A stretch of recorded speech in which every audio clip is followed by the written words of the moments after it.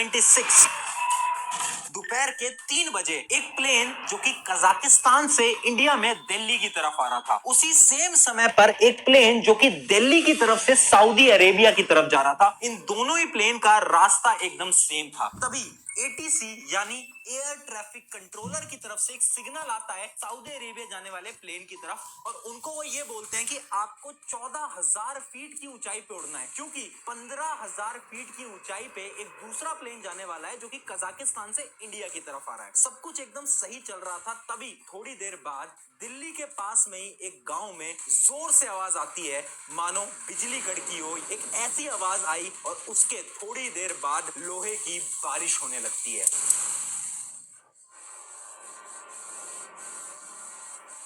यानी वो दोनों प्लेन आपस में टकरा गए थे और एक क्रैश हो गया था और सारे के सारे पैसेंजर दोनों प्लेन्स के मर चुके थे। जब ये इंसिडेंट हुआ था ना, उस समय पर ये बोला गया कि ये इंडिया का सबसे वर्स्ट एयर क्रैश एक्सपीरियंस है। यानी इससे बेकार तो कभी कुछ हो ही नहीं सकता, ना ही पास्ट में ना ही फ्यूचर में। पर कई सालों बाद 12 जून 2025 के अंदर 1:30 बजे के समय पर एक फ्लाइट जो कि अहमदाबाद से लंदन की तरफ जा रही थी, AI-171, वो फ्लाइट अहमदाबाद से टेक ऑफ तो करती है, पर थोड़ी दूर जाकर वो फ्लाइट क्रैश हो जाती है। और पता है, जब वो फ्लाइट नीचे की तरफ जा रही थी ना, तो उनके पायलट की तरफ से एक संदेश आता है जो कि था मेडे। मेडे का ये मतलब होता है कि अब मेरे हाथ में कुछ भी नहीं है, और ये बोलते से ही वो फ्लाइट क्रैश हो जाती है। और उस फ्लाइट के अंदर 230 पैसेंजर में से केवल एक पैसेंजर उसमें से बच पाता है, बाकी सबकी मौत हो जाती है। तो आखिर इतनी ज्यादा एडवांस टेक्नोलॉजी होने के बाद भी ऐसा क्या हुआ जिसकी वजह से ये फ्लाइट क्रैश हो गई? चलिए आज जानते हैं क्या है सच, क्या है इसके रीजंस, वो भी साइंस की मदद से, और क्या सच में एरोप्लेन्स में ट्रेवल करना आज के समय पर सेफ है भी या फिर नहीं।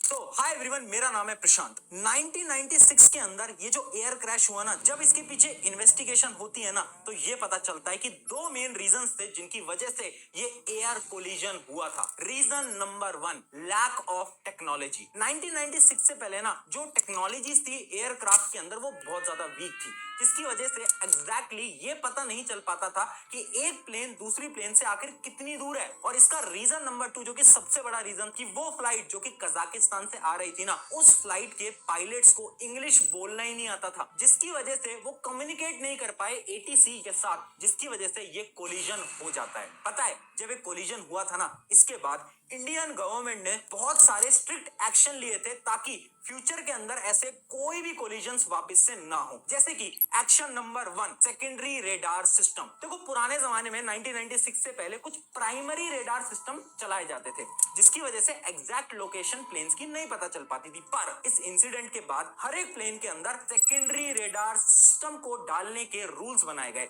जिसकी मदद से ये जो कोलिजन थे ना, ये ऑलमोस्ट कम होते गए। उसके बाद सेकंड स्टेप जो कि गवर्नमेंट ने लिया कि उन्होंने डिफरेंट कॉरिडोर्स बना दिए, यानी एक फ्लाइट जो कि जा रही है और दूसरी फ्लाइट जो कि आ रही है, इन दोनों के रास्ते अलग अलग होने वाले हैं। और स्टेप नंबर 3 जो कि सबसे बड़ा स्टेप था, एक ऐसी टेक्नोलॉजी बनाई गई जिसका नाम था TCAS, traffic collision avoidance system. ये एक ऐसा सिस्टम था ना जो कि किसी भी प्लेन को ये बता देगा कि उस प्लेन के अराउंड 1000 मीटर के अंदर अंदर कोई और प्लेन है भी या नहीं। अगर कोई भी प्लेन 1000 मीटर के अंदर आएगा तो अलार्म्स बजने लगते थे, जिसकी वजह से ये जो एयर क्रैशेस थे ये एकदम खत्म हो गए। हर कोई बिलीव कर बैठा था कि अब कोई बड़ा एयर क्रैश तो इंडिया के अंदर हो ही नहीं सकता। पर 2025 के अंदर एक प्लेन जो कि अहमदाबाद से टेक ऑफ तो करता है, थोड़ी हाइट को भी अचीव करता है, अराउंड वो 625 फीट तक पहुंचता तो है, पर वहां से वो नीचे गिरने लगता है। और जब वो नीचे गिर जाता है तो जितने भी लोग थे उन सबकी डेथ हो जाती है, बचता है सिर्फ और सिर्फ एक। देखो, इसके पीछे ना 3 मेन रीजंस थे। उन तीनों मेन रीजंस को बताऊंगा, बट उससे पहले आपको कुछ सिमिलर केसेस समझाता हूं, यानी कुछ ऐसे सिमिलर प्लेन क्रैशेस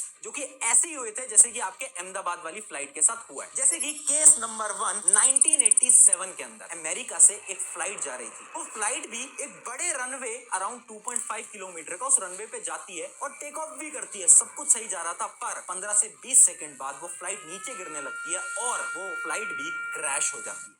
तो दोस्तों हमारे पास है मिशन 100 की कमबैक किट, इसको खोलते हैं। अंदर एक फ्लाइट जो कि स्पेन से टेक ऑफ करती है बहुत बड़े रनवे के थ्रू। रनवे की लेंथ थी 4.3 किलोमीटर, पर 15 से 20 सेकंड बाद वो फ्लाइट नीचे आने लगती है और वो भी क्रैश हो जाती है। उस फ्लाइट के अंदर अराउंड 154 लोगों की डेथ हो जाती है। अब ये जो दोनों केसेस थे ना, ये अहमदाबाद केस की तरह ऑलमोस्ट सेम है। अब अगर मैं आपको ये बोलूं, इन तीनों ही केसेस के अंदर एक सिमिलैरिटी है, एक सच है जो कि शायद ज्यादा लोगों को नहीं पता। उस सच को बताने के लिए आपको थोड़ी सी साइंस मुझे समझानी पड़ेगी कि आखिर प्लेन उड़ता कैसे। तो देखो, एक प्लेन जो होता है ना, उसको उड़ने के लिए 3 इंपॉर्टेंट फैक्टर्स होते हैं जिसपे उसका टेक ऑफ डिपेंड करता है। Factor number 1, field. आपने देखा होगा ना कि वो जो रनवे होते हैं जिसपे प्लेन चल के जाता है, वो बहुत लंबे बनाए जाते हैं। पता है वो क्यों बनाए जाते हैं? क्योंकि जितना लंबा रनवे होगा उतनी ज्यादा स्पीड प्लेन की आएगी और उतने ही अच्छे तरीके से वो टेक ऑफ कर पाएगा। अब आप पूछोगे क्यों? तो देखो, साइंस ये बोलती है जब भी एक प्लेन को ऊपर उड़ना है ना, तो उसको एक एयर की फोर्स के अपोजिट की तरफ जाना है और उस एयर फोर्स को हम बोलते हैं एयर ड्रैग। यानी उस एयर ड्रैग को बैलेंस आउट करते हुए उसे ऊपर जाना है और उसे एक एलिवेशन चाहिए, जिसके लिए उसे एकदम हाई स्पीड चाहिए होगी। इसी वजह से प्लेन्स जो होते हैं उनके रनवे लंबे बनाए जाते हैं। Reason number 2, engine. सबको पता है कि जितना अच्छा इंजन होगा ना फ्लाइट का, उतनी अच्छी तरीके से वो टेक ऑफ भी करेगा और हवा में बहुत अच्छी तरीके से उड़ भी पाएगा। अब आता है फैक्टर नंबर 3, प्लेन विंग्स। आपने एरोप्लेन की विंग्स तो जरूर देखी होगी, पर इन विंग्स में ना 2 इंपॉर्टेंट पार्ट होते हैं। उन पार्ट का नाम है स्लैट और फ्लैप। अब ये जो स्लैट और फ्लैप होते हैं ना, टेक ऑफ के टाइम पे ये ओपन हो जाते हैं, यानी थोड़े से बाहर की तरफ निकल जाते हैं। एक एंगल ये बनाते हैं अराउंड 10 से 15 डिग्री का। अब प्लेन को उड़ने के लिए एक एलिवेशन चाहिए और वो जो एलिवेशन है ना, वो स्लैट और फ्लैप की मदद से ही आता है। यानी अगर स्लैट और फ्लैप नहीं खुले ना, तो उतने अच्छे तरीके से आपका प्लेन हाइट पे नहीं जा पाएगा। अब वो जो तीनों केसेस है ना, उन तीनों केसेस के अंदर एक सिमिलर चीज देखी गई कि वो जो प्लेन थे ना, उनके विंग्स एकदम स्ट्रेट थे, यानी स्लैट और फ्लैप को खोला ही नहीं गया। केस 1 और केस 2 के अंदर तो ये चीज प्रूव हो चुकी है, पर अहमदाबाद वाले केस में अभी तक ये चीज प्रूव नहीं हुई है। पर बहुत सारे रिसर्चर्स ने वीडियोस को देखकर ये बताया है कि शायद उस प्लेन के स्लैट और फ्लैप को खोला ही नहीं गया था, या फिर कुछ टेक्निकल इश्यूज की वजह से वो खुल ही नहीं पाए थे, जिसकी वजह से प्लेन उड़ा तो, बट ज्यादा दूर वो प्लेन जा ही नहीं पाया और नीचे वो गिरने लगा। क्या ये इकलौता रीजन था जिसकी वजह से प्लेन नीचे गिरा? तो आंसर है नहीं। ये तो सिर्फ रीजन नंबर 1 था। अब सुनो reason number 2, hydraulic system failure. देखो, एक वीडियो आपकी स्क्रीन पे अभी प्ले होगी, इस वीडियो को ध्यान से सुनना और इसमें जो साउंड आ रहा है ना, उसको ध्यान से एक बार आप सुनना। आपने वीडियो देखी। अब इस वीडियो को और अगर आप गौर से देखोगे ना, तो नीचे आपको कोई सिस्टम दिख रहा होगा जो कि प्लेन से नीचे गिर रहा है। अब ये जो सिस्टम होता है ना, ये हमेशा तब एक्टिवेट होता है जब प्लेन के अंदर कुछ हाइड्रोलिक सिस्टम के फेलियर आ गए होते हैं। बेसिकली ना, ये होने के 2 ही चांसेस हैं, या तो प्लेन के दोनों इंजन एकदम खराब हो जाए, जो कि प्रैक्टिकली पॉसिबल नहीं है। तो इसका जो दूसरा और सबसे इंपॉर्टेंट रीजन है वो है हाइड्रोलिक सिस्टम फेलियर, यानी प्लेन के अंदर कुछ तो सिस्टम्स के अंदर फेलियर हुए थे, जिसकी वजह से प्लेन इतना ज्यादा साउंड प्रोड्यूस कर रहा था और उसके साथ साथ कुछ चीजें प्लेन से नीचे की तरफ भी आती हुई आपको दिख रही होगी। ये था रीजन नंबर 2। अब सुनो रीजन नंबर 3, टेम्परेचर। उस दिन जिस दिन अहमदाबाद की फ्लाइट जा रही थी, उस दिन टेम्परेचर था अराउंड 40 डिग्री। अब आप पूछोगे टेम्परेचर से फ्लाइट क्रैश का क्या लेना देना? तो लेना देना है, क्योंकि एक फ्लाइट को अच्छी तरीके से उड़ने के लिए ना थोड़ा कम टेम्परेचर चाहिए होता है। इसको समझते हैं साइंस की मदद से। देखो, जब टेम्परेचर हाई होता है ना, तो जो एयर की डेंसिटी होती है ना, वो बहुत ज्यादा कम हो जाती है। अब एक फ्लाइट को उड़ने के लिए ना, जब कम डेंसिटी मिलती है तो उसे ज्यादा फोर्स लगानी पड़ती है। अब आप खुद सोचो, एक तो ऑलरेडी फ्लाइट के स्लैट और फ्लैप ऑलरेडी खुले हुए नहीं है, जिस वजह से ऑलरेडी आपका जो प्लेन है वो बहुत ज्यादा फोर्स लगा रहा है। उसके बाद कुछ हाइड्रोलिक सिस्टम के फेलियर भी आ जाते हैं और उस दिन टेम्परेचर भी बहुत ज्यादा था। ये तीनों मेन रीजंस बन के आते हैं, जिसकी वजह से वो जो प्लेन है वो नीचे आने लगता है और वो प्लेन क्रैश हो जाता है। अब यहाँ पर सवाल ये उठता है कि आखिर गलती किसकी है? क्या गलती एयरलाइंस की है? क्या गलती पायलट की है? या फिर गलती उस एयरक्राफ्ट बनाने वाली कंपनी की है जिसका नाम है बोइंग? आपको क्या लगता है गलती किसकी है? वो आप मुझे कमेंट करके बताओगे। अब देखो, ब्लैक बॉक्स की जब इंफॉर्मेशन आएगी, कुछ महीनों में सबको पता चल जाएगा कि गलती किसकी है। पर अगर आपने नोट करा हो ना कि जितने भी एयरलाइन क्रैशेस हुए ना, इनके अंदर हमेशा गलती पायलट की बताई गई है। पर क्या सच में गलती पायलट की होती है? तो आंसर है नहीं। हर बार गलती पायलट की नहीं होती। पर एयरलाइंस हमेशा ये बताती हैं कि गलती पायलट की थी। अब इससे उन्हें क्या बेनिफिट मिलता है वो आप ध्यान से समझो। ये जितनी भी फ्लाइट्स होती है ना, एयरक्राफ्ट होते हैं ना, इन सबके इंश्योरेंस ऑलरेडी हो रखे होते हैं। अगर एयरलाइंस ये प्रूव कर देती हैं कि कोई टेक्निकल इशू नहीं था या फिर कोई और डिफरेंट इशू नहीं था, गलती तो सिर्फ और सिर्फ इंसान की थी यानी पायलट की थी, तो उस केस के अंदर ये जो इंश्योरेंस कंपनी है ना, इनको सारे पैसे उन एयरलाइंस को देने पड़ते हैं। और ये जो एयरलाइन जिनका प्लेन क्रैश हुआ है ना, इनको अराउंड 2400 करोड़ रुपए मिलने वाले हैं इस फ्लाइट के। तो है ना बहुत ज्यादा इंटरेस्टिंग चीज और बहुत ज्यादा बेकार चीज भी।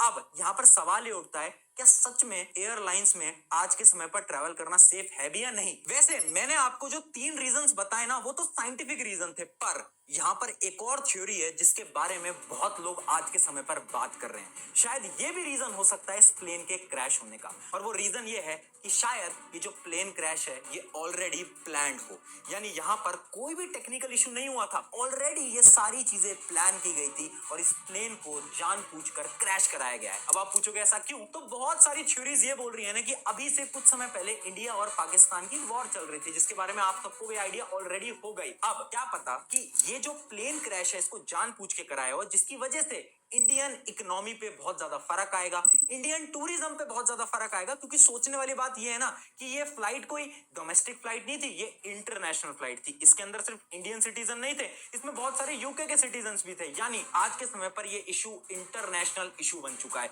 जिसकी वजह से पूरी दुनिया की नजरें अब इंडिया के ऊपर आ चुकी हैं। तो आपका क्या मानना है? क्या ये इशू एक नॉर्मल टेक्निकल इशू है या फिर एक टेररिस्ट अटैक? आप बताओगे मुझे कमेंट के अंदर। शुक्रिया एवरीवन, मेरा नाम है प्रशांत। ऐसी और वीडियो देखने के लिए आप इस वीडियो को अपने दोस्तों के साथ शेयर कर सकते हो। Discover fresh music every Monday with Discover Weekly only on Spotify. तू हमेशा करेक्ट बात बोलती थी, जाने मन। Spotify, it gets you.